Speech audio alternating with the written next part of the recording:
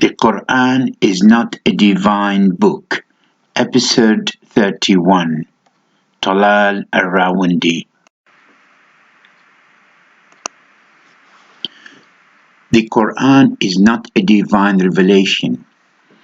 It will be a great shock for Muslims to discover that the Qur'an is not miraculous, and it's full of contradictions, absurdities, brutal descriptions of punishments and tortures, hate verses and vulgar language, inequalities and biased legislations, pseudoscience, abrogated verses, plagiarized stories, wild imaginations of heavenly rewards, Muhammad's propaganda of hate, revenge, lust, marital affairs, lootings, atrocities, and misogynistic legislation.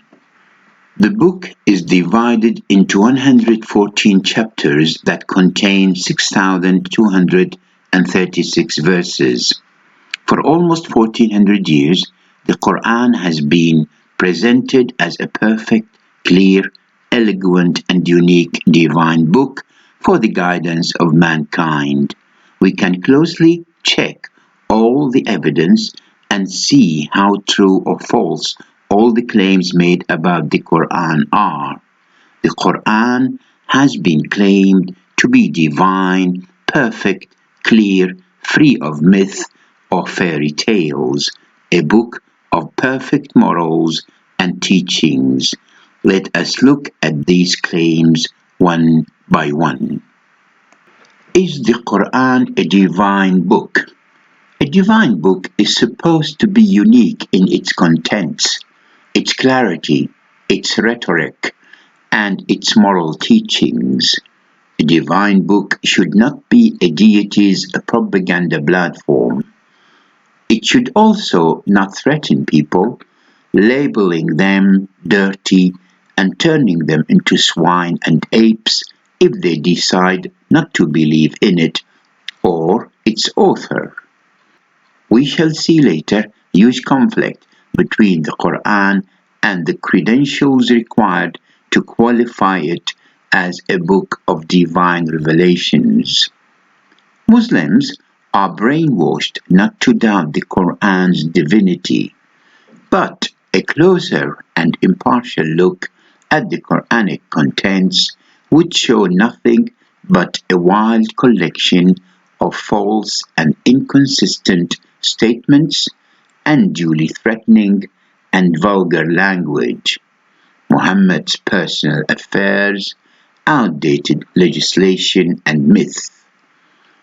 The following detail of Muhammad's actions and decrees will provide clear evidence that the Quran is of Muhammad's making, his personal manual to build his empire.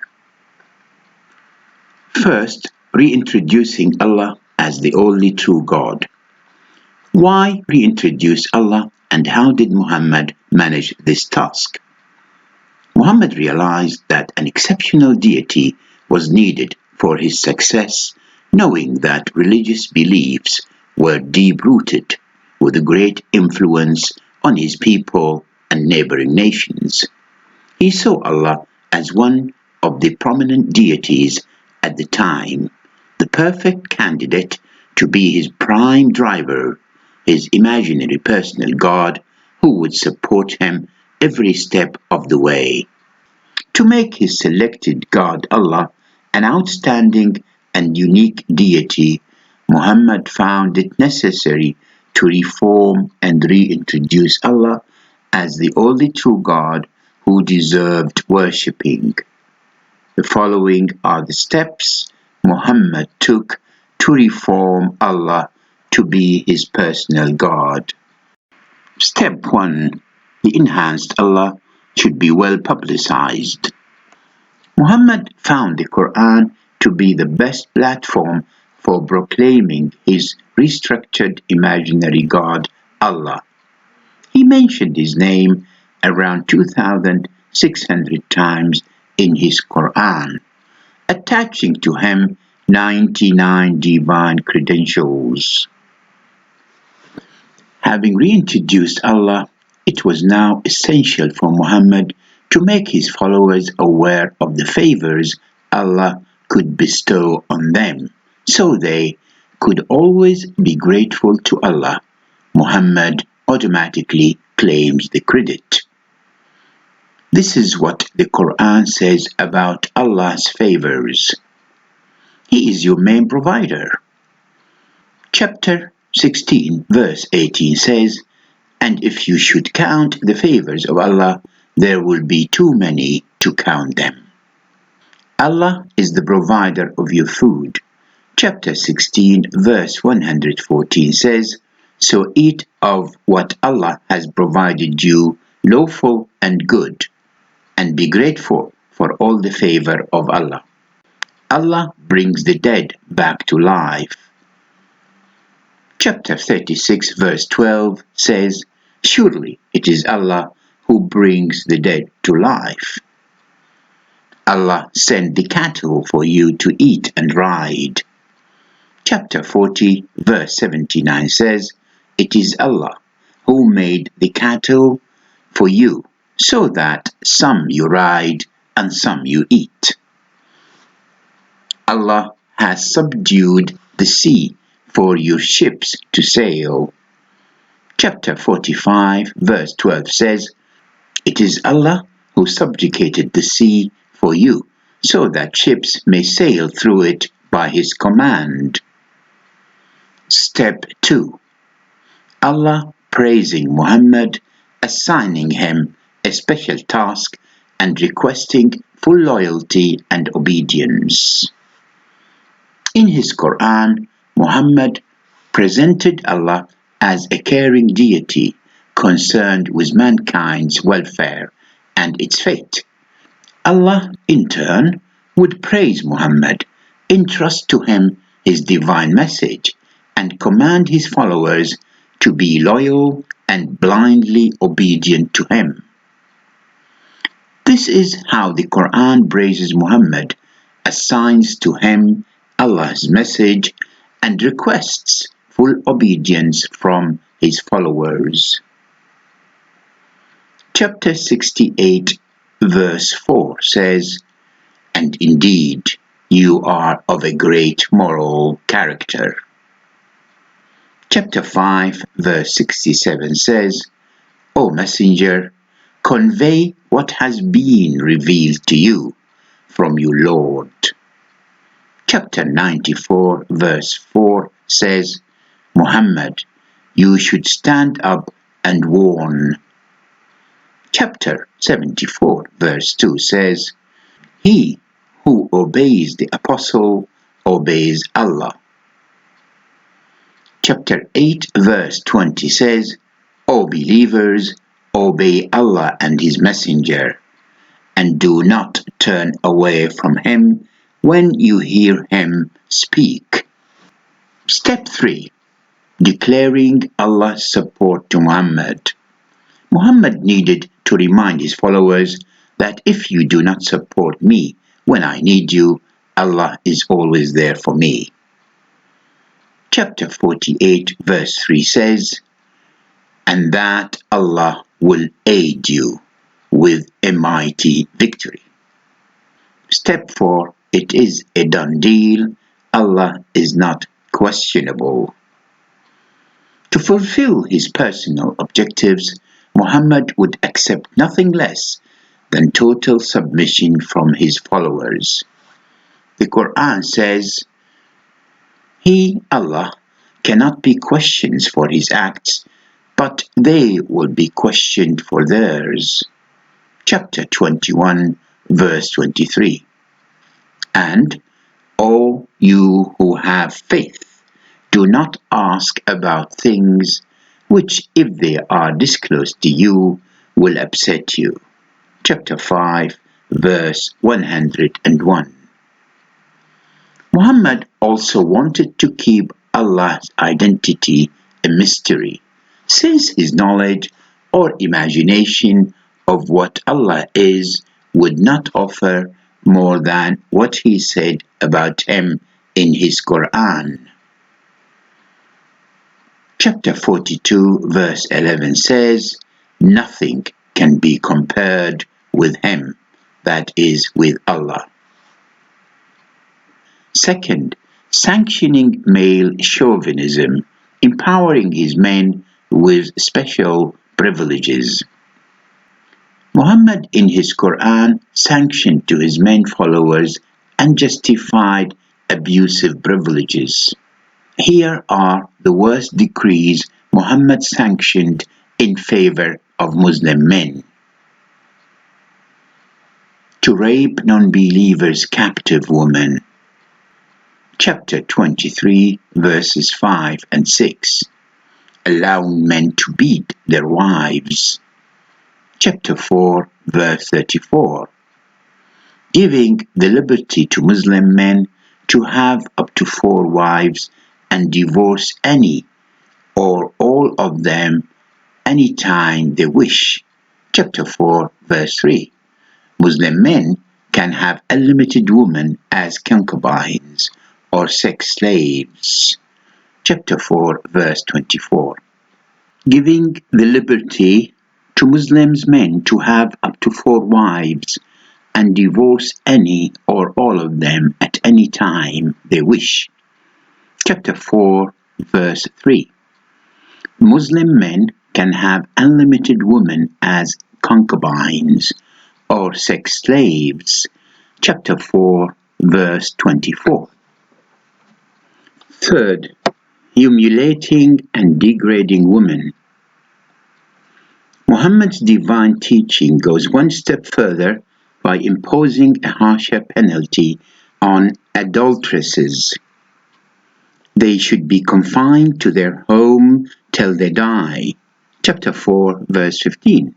Muslim apologists said that this punishment was later abrogated to a reduced penalty of giving them 100 lashes. I would like to know why Muhammad felt it necessary to alter penalties or a punishment decree in his divine book. Was it not perfect in the first place? Fourth, cursing people and turning them into apes and swine. The all-powerful, perfect and wise God, if one existed, would never come down to the level of retaliation on people by making them apes and swine.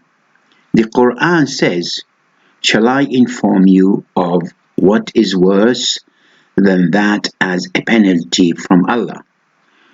It is that of those whom Allah has cursed and with whom He became angry and made them apes and pigs." Chapter 5, verse 60. Fifth, decree to crucify and disfigure those who wage war on Allah and Muhammad. 6. Killing all prisoners of war.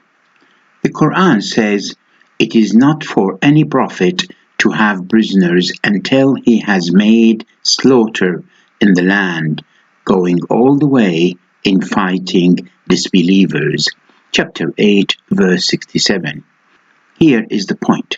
Allah is instructing Muhammad to kill all prisoners and to keep none alive until he, the Prophet, has occupied the whole of Arabia. This is clearly Muhammad's personal reaction when he realized that the killing option, which he did not favor in the first place, would have put more fear in the hearts of his enemy and make them aware that he, Muhammad, will have no mercy on the non-believers who dare to fight against him. 7. Even Muhammad gets to be blamed. On some occasions, we can see Muhammad saying, "I am accountable like everyone else," simply to convince his followers that Allah is real. For example, Allah blamed Muhammad when he granted permissions to some men believed to be heretics to stay behind rather than coming out to fight with him. Apparently, The men were not honest with the reasons they offered for staying behind, and Muhammad did not bother verifying their excuses. The Quran says, "May God forgive you. Why did you allow them to stay behind?" Verse 43 in chapter 9. One can see Muhammad is portraying Allah's criticism as gentle reprehension, leaving no room for his followers to doubt his strong bond with Allah. 8. Resolving Muhammad's personal issues. The Quran was Muhammad's divine tool to deal with his personal issues. His repressed emotions of hate and revenge, mainly caused by parental abuse, the results of which were manifested in his negative feelings towards his parents, his narcissistic obsession, his ill thoughts on women, and his explicit sexual lust. This is how Muhammad used the Quran to satisfy his personal wishes and needs. 8.1 Narcissistic obsession. The following are clear evidence of Muhammad's narcissistic character. Making himself the seal of all the Prophet. See verse 40 in chapter 33. Attaching his name with Allah, so Muhammad should be listened to and obeyed on the same level as Allah. See verse 132 in chapter 3. Telling people that Allah took it upon himself to praise him with his angels, so everyone else should follow suit. See verse 56 in chapter 33. 8.2 Allowing himself unlimited wives and concubines. See verse 50 in chapter 33. Was it Allah that he decided on such a decree, thinking that it would make his beloved Prophet happy? Or was it Muhammad's lust and sexual urge that made him grant himself such an exceptional privilege? 8.3 Sanctioning his marriage to his adopted son's ex-wife. No one would imagine a deity becoming personally involved in expediting the divorce of a woman and allowing a special arrangement for her to be married in heaven to one of his so-called prophets. See verse 37 in chapter 33. 8.4 Putting an end to his cumbersome followers. In the Quran, we see Allah directly interfering on behalf of Muhammad to tell some of his followers not to enter his home without permission, and if they were invited for a meal, they should leave as soon as they finished eating. See verse 53 in chapter 33. 8.5 Assigning himself 1/5 of the war booty. A divine being would not share material possessions such as war booty. Muhammad assigned for Allah and for himself 1/5 of any war booty gained by the Muslims. See verse 41 in chapter 8. 8.6 Quitting himself from his oath. When Hafsa, one of Muhammad's wives, caught Muhammad in her bed with one of his slaves, Mary the Copt, he promised Hafsa that he would refrain from doing this again. However, Muhammad's promise was short-lived, as he apparently realized that he could not resist his sexual urge. Here, Muhammad had second thoughts. Why should he commit himself to this promise when he could easily call upon Allah to ask for a pardon and further making it legitimate for him to have unconditional sexual intercourse with any of his concubines? See verse 1 in chapter 66. 8.7. Preventing his wives from remarrying after his death. Here we see Muhammad's unjustified reaction soon after one of his followers said he would marry Muhammad's wife Aisha after his death. The Quran says in chapter 33, verse 53, "It is not for you to hurt God's messenger, neither to marry his wives after him." 8.8. Having Allah personally retaliate against his opponents.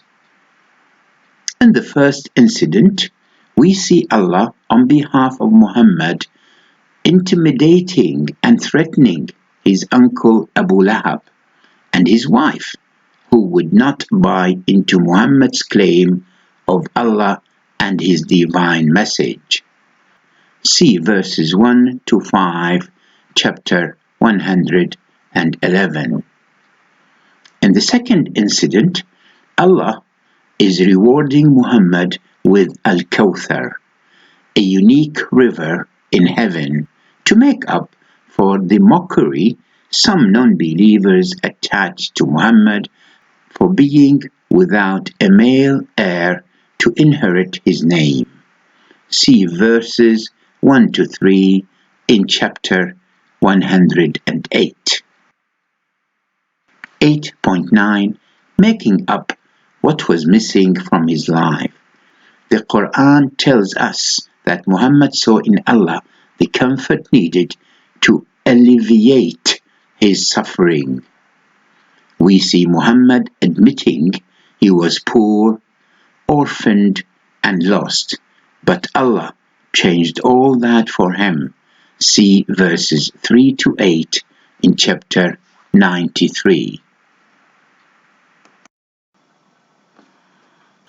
Is the Quran a perfect book? How could the Quran be perfect when it has been altered many times?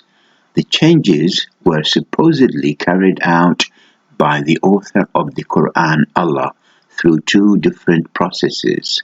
One, updated, and second, abrogation. The updating process is to revise a verse in order to correct a mistake or mistakes in its content after unknown factors become evident. The abrogation process is the cancellation or replacement of a verse.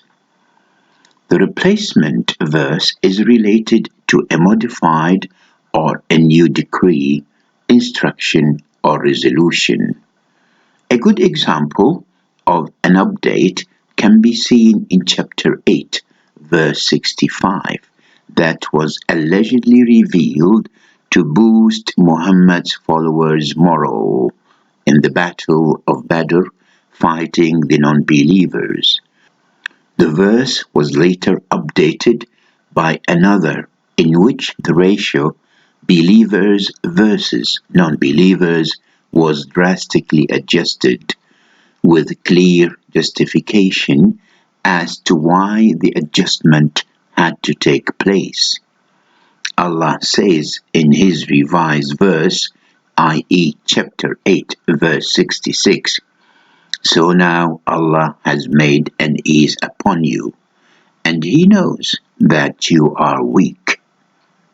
If there are 100 persevering men among you, they shall overcome 200, etc."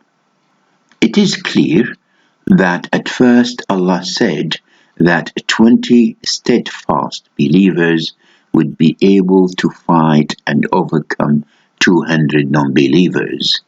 But then Allah reduced his ratio to 5 times less because he realized that Muhammad's followers were not the supermen he gave them the credit of being. His estimate that 20 of the believers would defeat 200 non-believers was not at all realistic. This is what Allah says about substituting or replacing his Quranic verse. We never nullify a verse nor cause it to be forgotten unless we bring one better than it or similar to it. Do you not know that God is capable of all things? Chapter 2, verse 106. There are some 190 verses that had to be modified in the Quran. The question remains why the Quran, claimed to be a divine book, needs to be altered. If it came from the all-perfect and all-knowing God, it should have been perfected right from the start. Let us look at some of these alterations, their objectives, and who is behind them, Allah or Muhammad.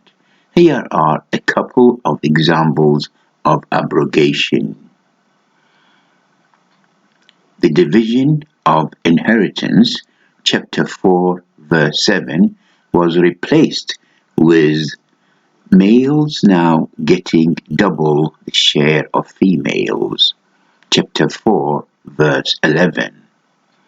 The treatment of adulteresses with life imprisonment, chapter 4, verse 15, changed to flogging with 100 strokes, chapter 24, verse 2. There are other verses in the Quran that add to the confusion, such as, if we abrogate a verse or cause it to be forgotten, we will replace it by a better one or one similar to it. Chapter 2, verse 106. Why should anything be forgotten in an eternal revelation and then be substituted with something better? One admits that an inspired man can err at times, but an inspired divine book should not. Allah could have spared us much confusion and doubt if he had given us a perfect text from the beginning. Is the Quran a clear book? In chapter 4, verse 82, Muhammad emphasizes that Allah's word is clear and perfect, and if it was someone else, it would have been inconsistent and full of discrepancies. Obviously, with this claim, the Quran should have no problem being properly scrutinized using logic and common sense.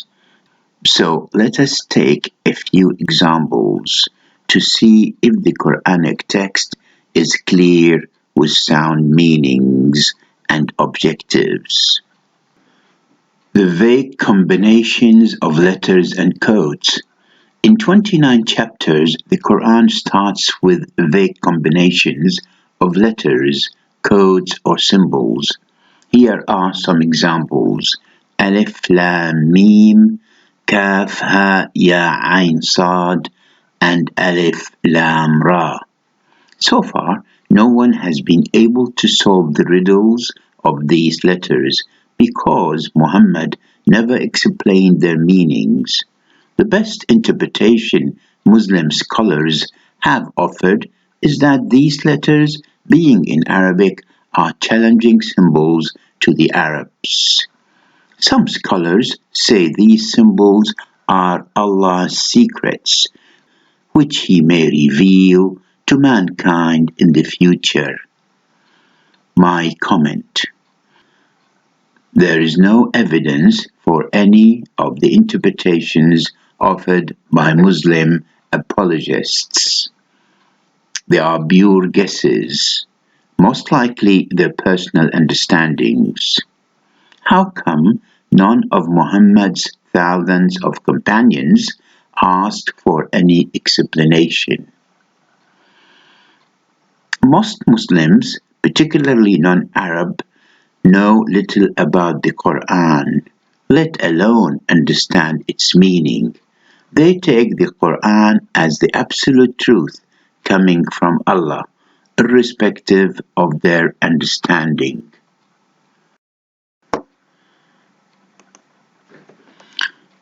The Quranic text is often confusing. Let us verify how clear the Quranic text is. I will give you a few examples to demonstrate the dilemma in understanding the meaning or the objectives of a wide range of the Quran's statements. I will give you a few examples to demonstrate the dilemma in understanding the meaning or the objectives of a wide range of the Quran's statements. First, 1. Verse 5 in chapter 67 says, "And we have adorned the lowest heaven with lamps, and we have made such lamps as missiles to drive away the evil." My comment: which lowest heaven is Allah referring to, and what kinds of missiles are used to strike the devils? 2. Verse 2 in chapter 13 says, "It is Allah who raised the heavens without any pillars that you see." It's Allah who raised the heavens without any pillars that you see, and then presided over the throne. My comment: where are those heavens that Allah raised without pillars? Was Allah without any throne to preside over before raising the heavens? What kind of throne is Allah talking about? 3.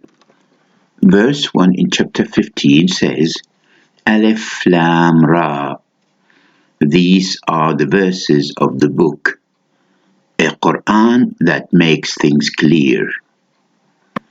My comment: one wonders how true such a statement is.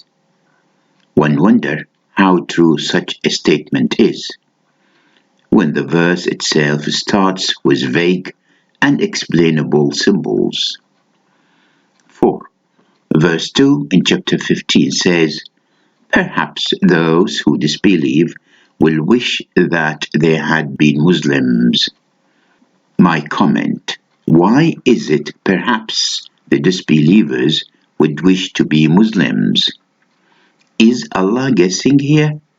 And what is the added value of such a statement? 5. Verse 4 in chapter 16 says, "He has created man from a sperm drop, and behold, the same man becomes an open disputer." My comment: what was it that the man was disputing? And how could this man dispute anything that Allah had not willed or decided to be? What is the objective of this verse? 6. Verse 77 in chapter 16 says, "And the command for the hour is not but as a glance of the eye, or even nearer." My comment: such a glance of an eye, or even nearer, for Judgment Day seems to have so far taken more than 1400 years. Or could a glance of an eye mean 1,000,000 years in Allah's estimate? 7. Verse 15 in chapter 22 says, "If any think that Allah will not help him, his messenger, in this world and the hereafter, let him stretch out a rope to the ceiling and cut himself off. Then let him see whether his plan will remove that which enrages him. My comment. I gathered that Allah is telling those who doubted his support to Muhammad, if you are in doubt, then go and hang yourselves. Can such a threat come from a wise God? 8.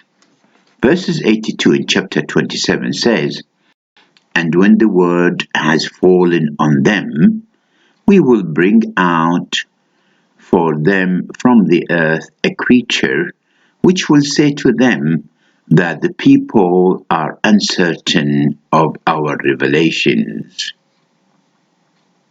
My comment. I certainly need help here.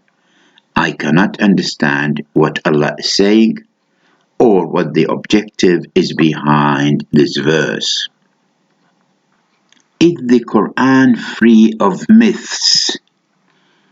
The Quran is packed with unrealistic stories, often plagiarized from Christianity and Judaism, but also including Persian, Greek, and Arabic legends. There are about 24 stories in the Quran. In my book, The Islam Delusion, I have examined some of these stories to see if they are really of divine origin. Please refer to chapter 4 in volume 1 in the book The Islam Delusion. One can see that stories mentioned in the Quran are based on legends, mixed with fictitious events that should stay in the world of fairy tales.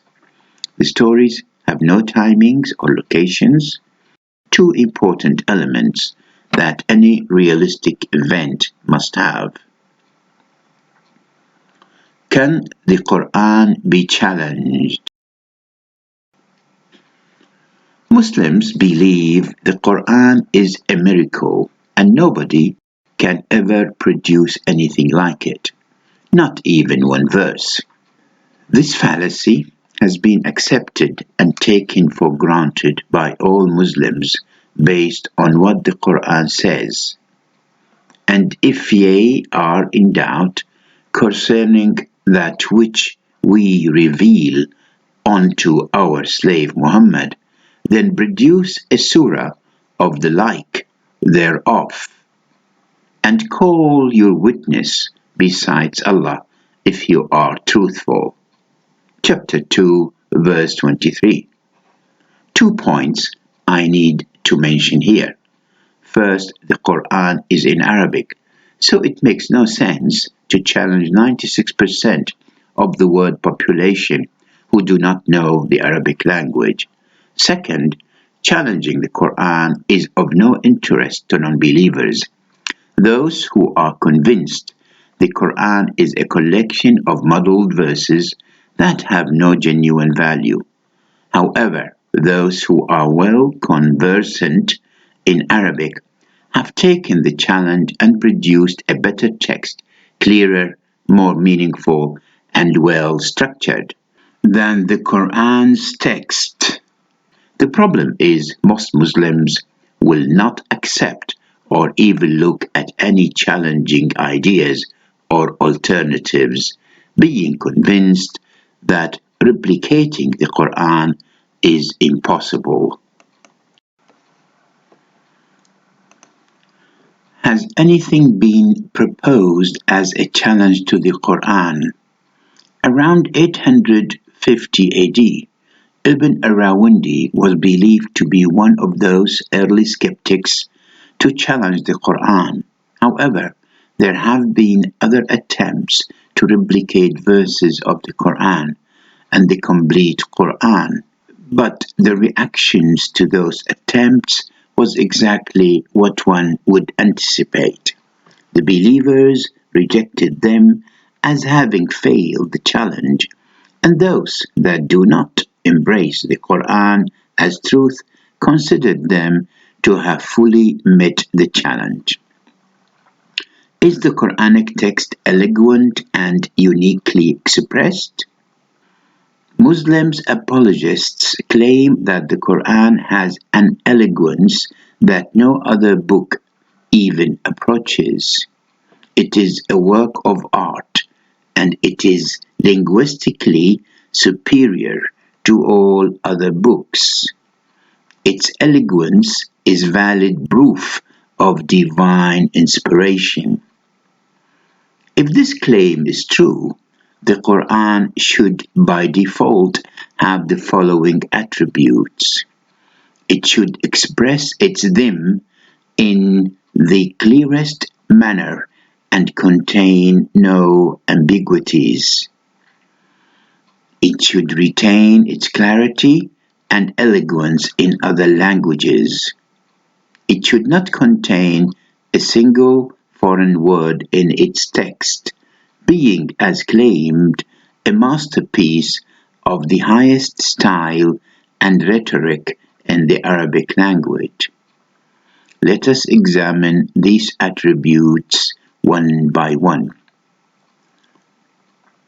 Does the Quran express its verses in the clearest manner?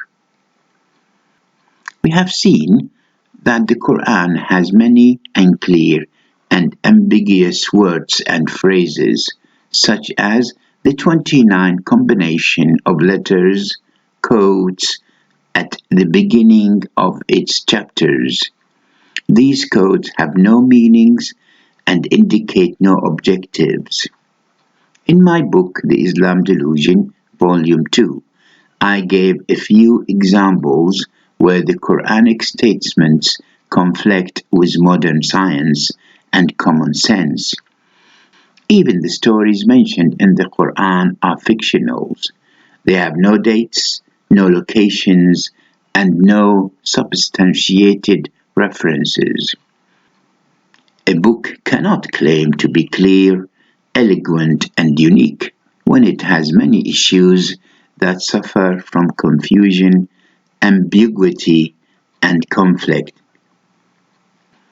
The following examples will demonstrate how ambiguous and confusion the Quranic verses can be. 1. Verse 22 in chapter 18 says, "My Lord knows their number. Therefore, do not debate concerning them, and do not ask the people of the books anything concerning them." My comment: why is Allah ignoring a simple question and further telling the believers not to inquire about the cave people? The cave people's legend is mentioned in chapter 18 in the Quran. Why is Allah making a big secret about how many people were in the cave? Apparently, neither Muhammad nor Allah had the answer. 2.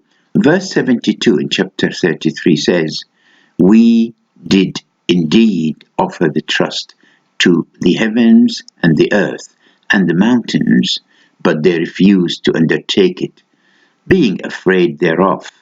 But man undertook it. He was indeed unjust and foolish." My comment: did Allah speak to non-living things such as the heavens and earth? And in what language? Were these non-living things at liberty to refuse Allah's offer to bear the trust? 3.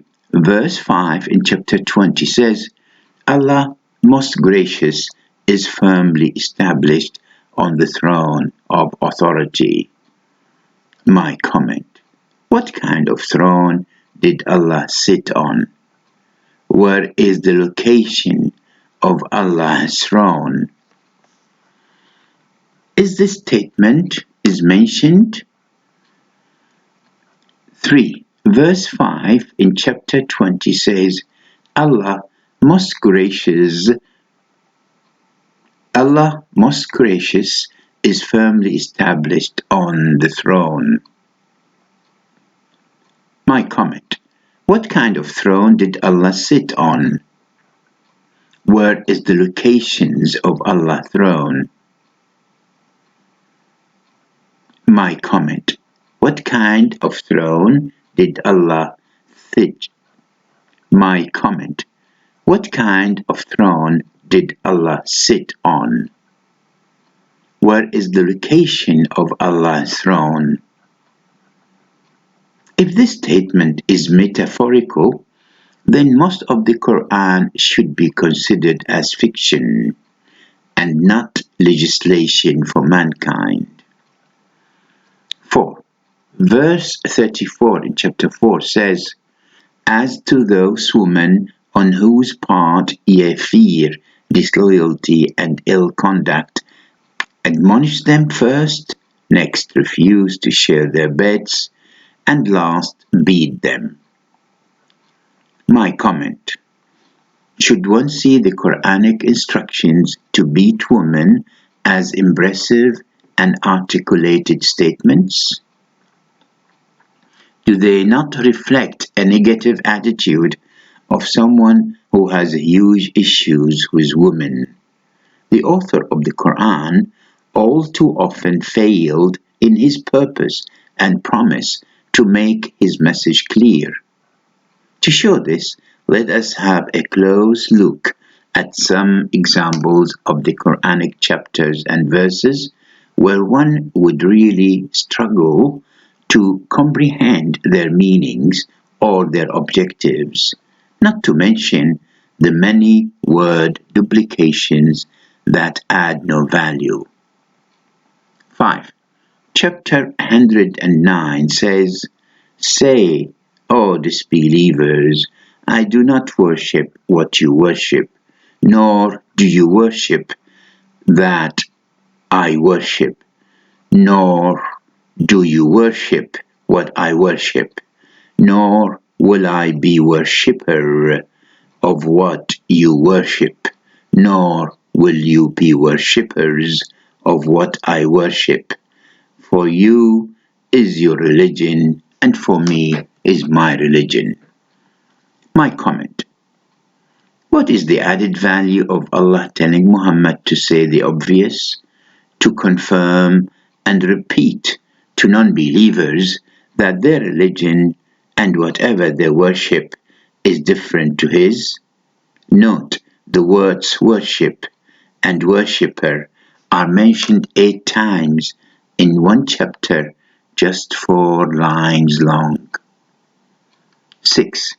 Chapter 114 says, Say, I seek refuge in the Lord of mankind, the King of mankind, the God of mankind, from the evil of the sneaky whisperer, who whispers into the hearts of mankind, from among the jinn and mankind.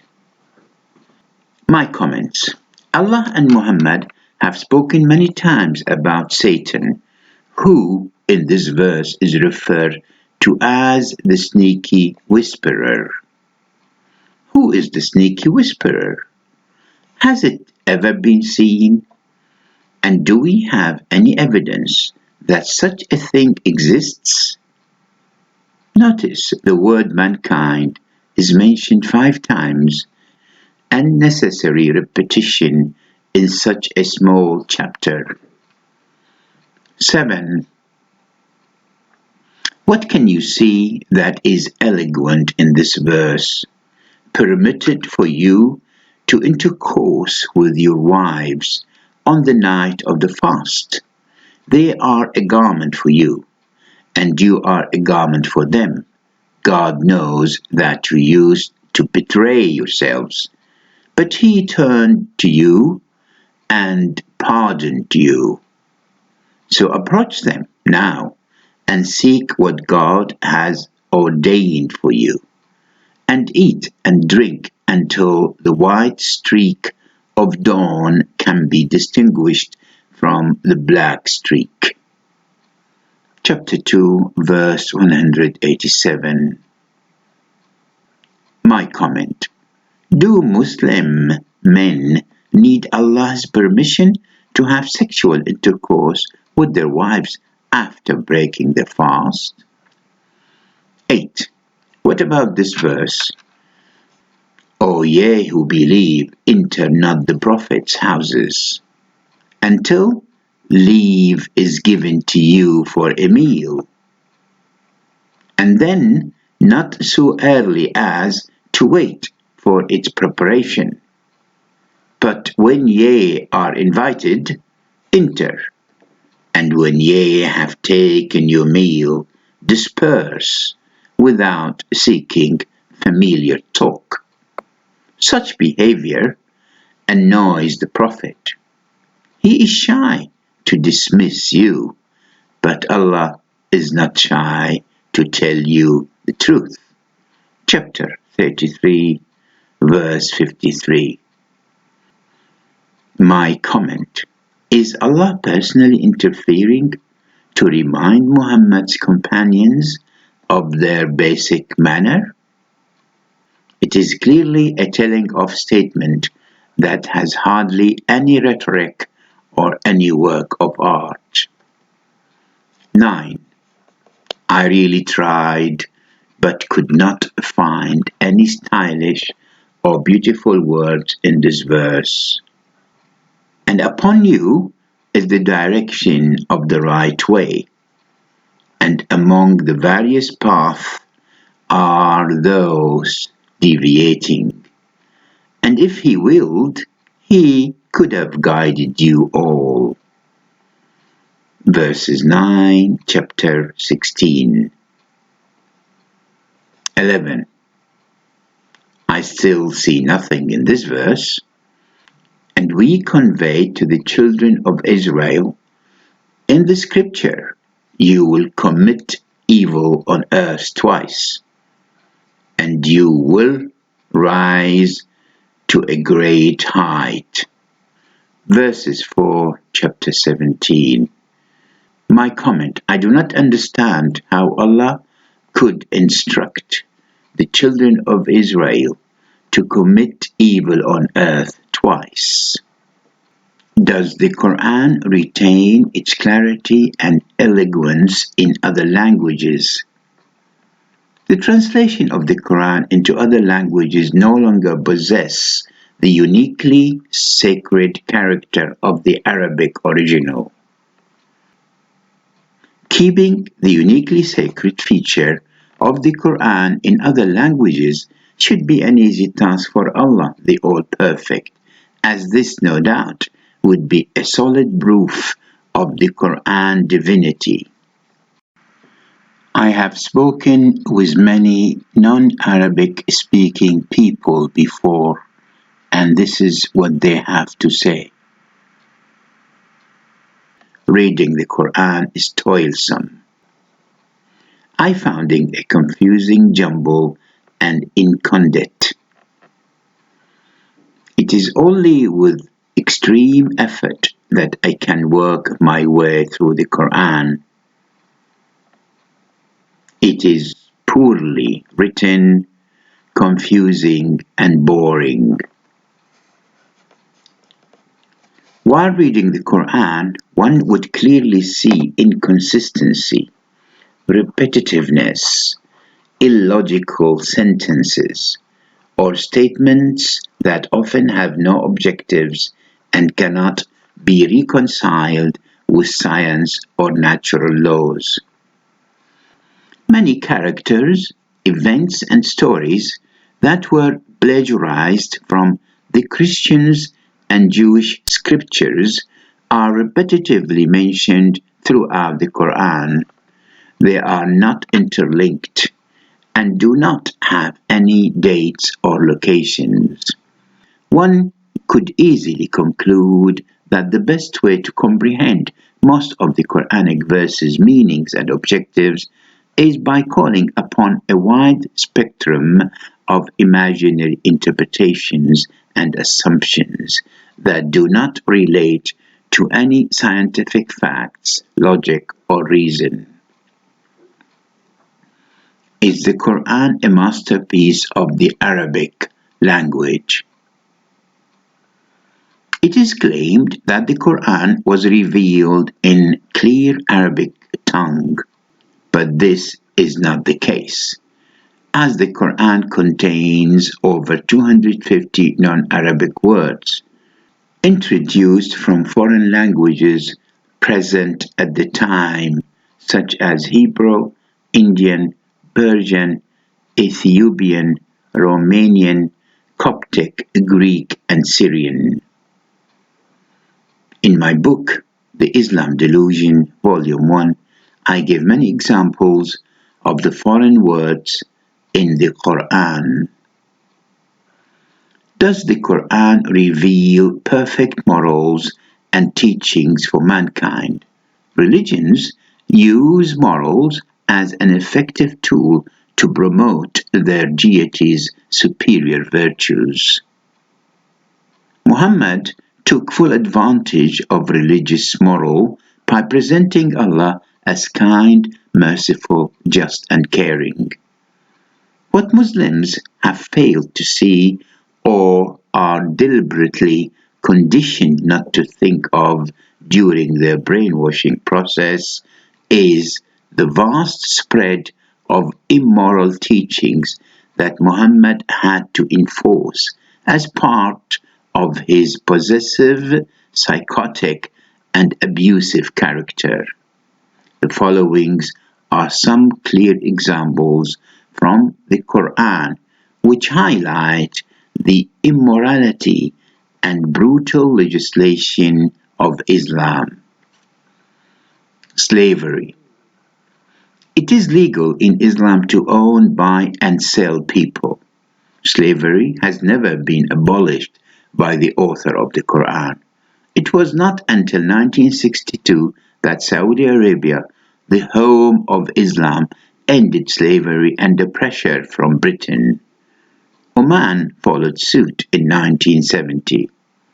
One would have expected Muhammad, the allegedly merciful prophet, to have abolished slavery before his death, when he announced in his Quran Islam had been perfected.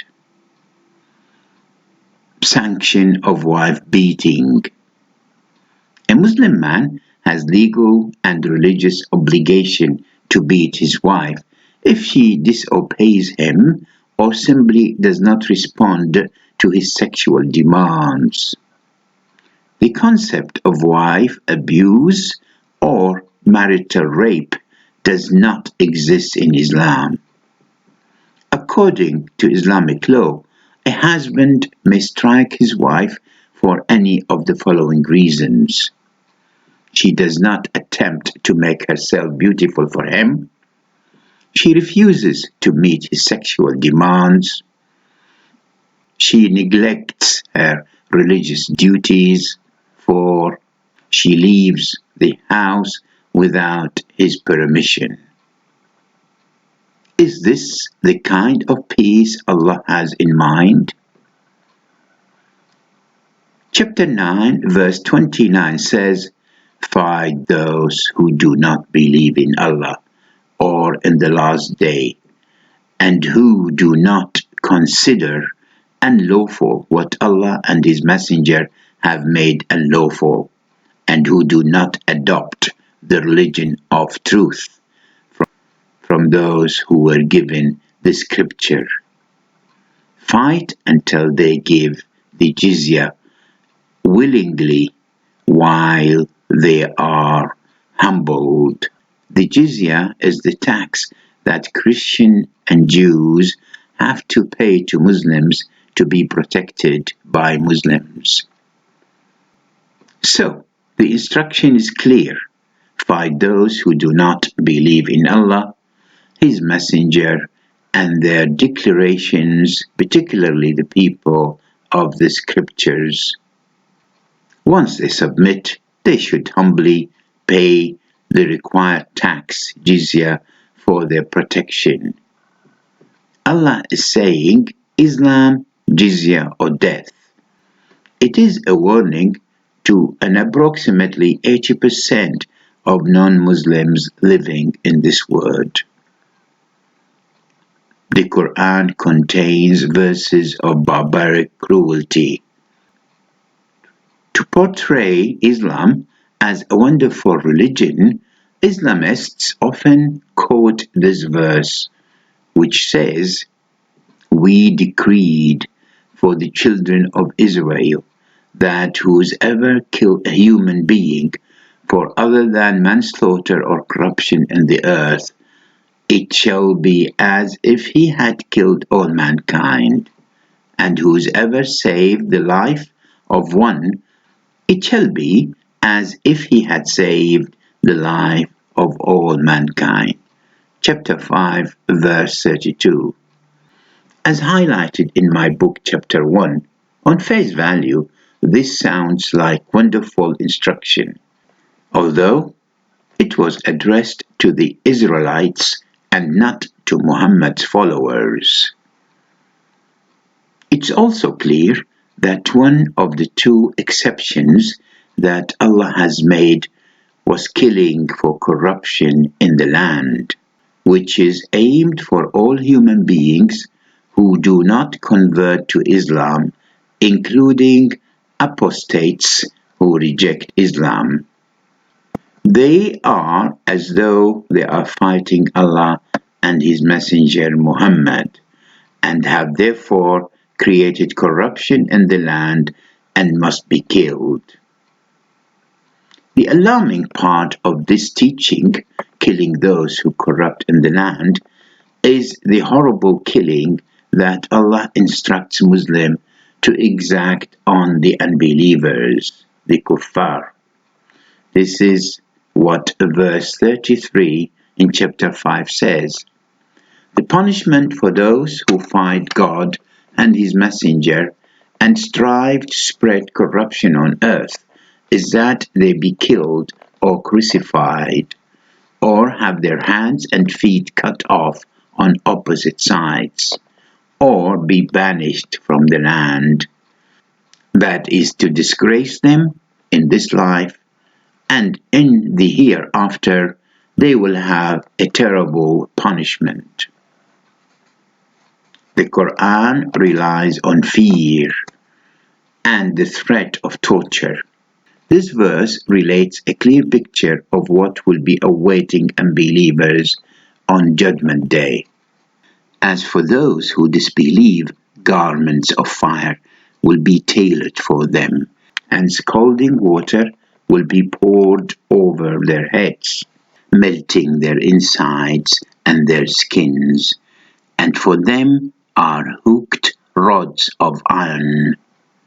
Every time they want to get out of hellfire, they will be returned to it, and it will be said, "Taste the punishment of the burning fire."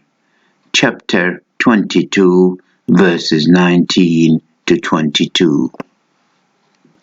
In chapter 9, verse 111, we see how Allah invites Muslims to grab His so-called generous and eternal heavenly rewards. Allah has purchased from the believers their lives and their wealth. For them, in return, is the garden of paradise. They fight in His cause and slay and are slain. It is a promise which is binding on Him in the Torah and the Gospel and the Quran. Does the Quran contain pedophilic teaching? Verse 4 in chapter 65 clearly approves marriage and sexual copulation with prepubescent girls who have yet to start menstruating. Muhammad, at the age of 53, duly complied with his God's legal sanction of marrying minors. He married Aisha when she was 6 years old, This practice is still going on in those countries that implement Islamic Sharia law. How could this teaching be considered anything but pedophilic? There is no worse crime than the sexual abuse and exploitation of children. Allah is sharing plundered booty. Verse 41 in chapter 8 decrees that a fifth of all booty captured in wars should be assigned to Allah and Muhammad. What a strange statement to be coming from the God of Islam, claiming part of the booty, along with his Prophet. Irrespective of Islamists' justification for this, God is supposed to be above everything in the universe, so he has no need for materialistic gain, let alone to be personally involved in sharing booty between warriors. Can we adopt such barbaric punishments? Allah has sanctioned 100 lashes for those who commit adultery. The woman and the man guilty of adultery flog each of them with 100 strips and feel no compassion for them. Chapter 24, verse 2. However, since other verses in the Quran specifically allow men to have sex slaves, the crime of serial rape against non-Muslim women is not considered adultery, and there is no punishment for men raping their wives or their concubines. Such instructions are unjust and irrational, and they are certainly against the principles of human rights. The God of Islam is sanctioning the mutilation of bodies. Verse 38 in chapter 5 says, "Cut off the hands of thieves, whether they are male or female, as punishment for what they have done, a deterrent from God." Such a brutal punishment would disable wrongdoers for the rest of their lives, often becoming a liability on families and society. Islam never addresses the root cause of theft, which could have many reasons, such as abuse, poverty, and social and psychological factors. Muslims are permitted to have sex with their slaves. It is the privilege of Muslim men to have sex with female slaves, besides their allotted 4 wives. There is no restriction on the number of sex slaves a Muslim man may have. This is what the Quran says. And they who guard their private parts, except from their wives or those whom their right hand possess, for indeed they will not be blamed. Chapter 23, verses 5 and 6. Do not be friendly with the people of other religions.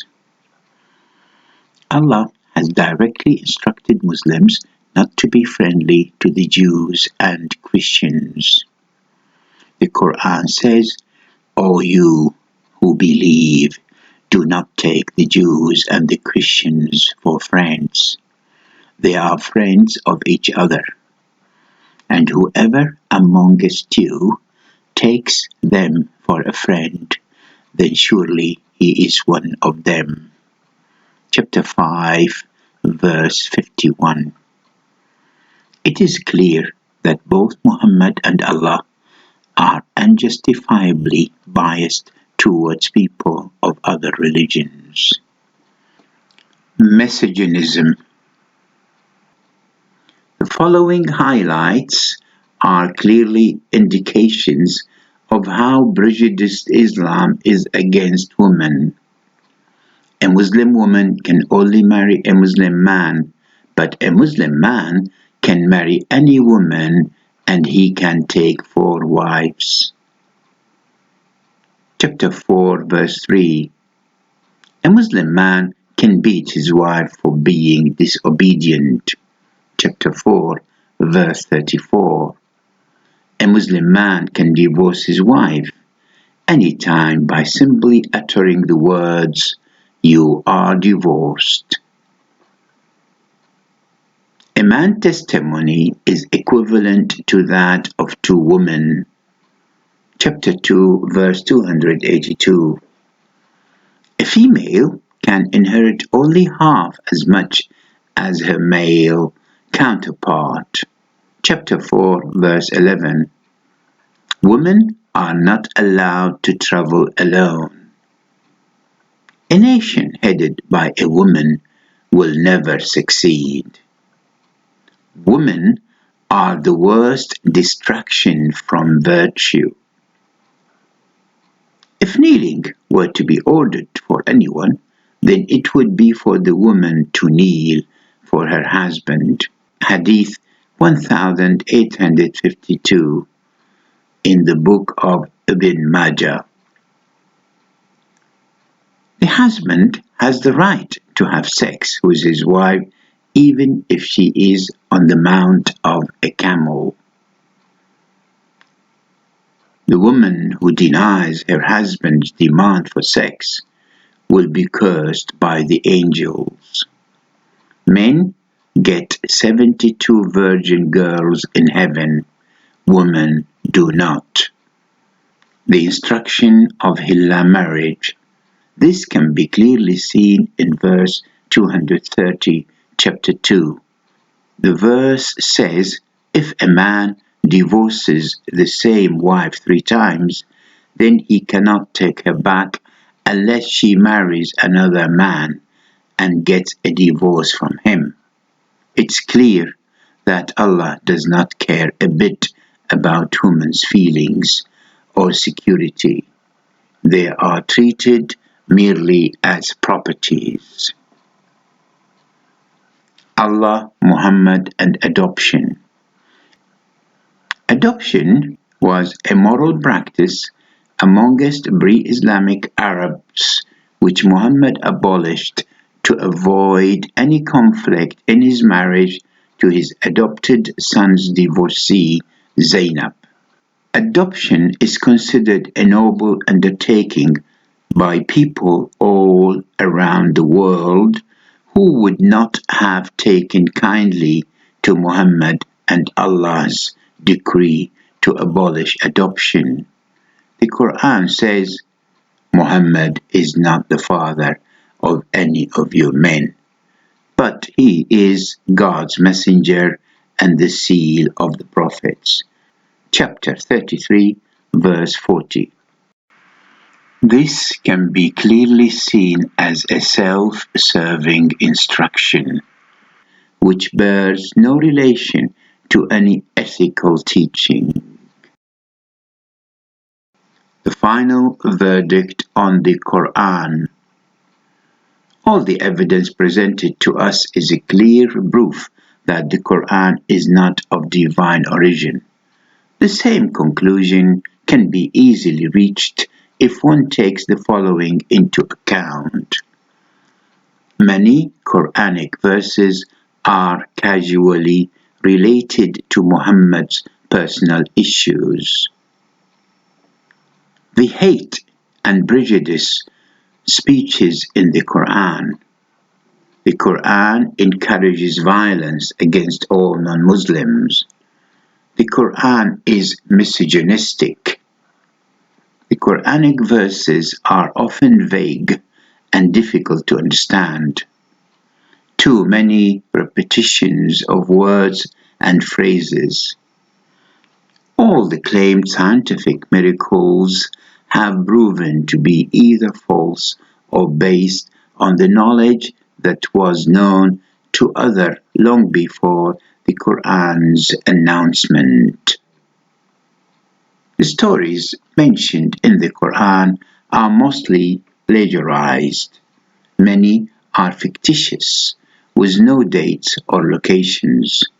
The Quran is not in pure Arabic as claimed by the author. Verses are often inconsistent and unrelated. It contains many threats of cruel tortures for all non-believers.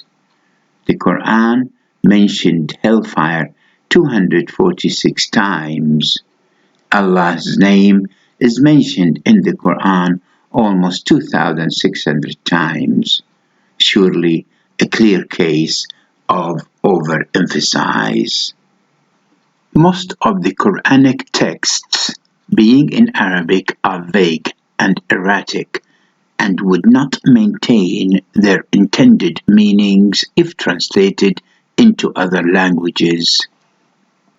Besides, any translation of the Quran cannot be considered as the original Quran.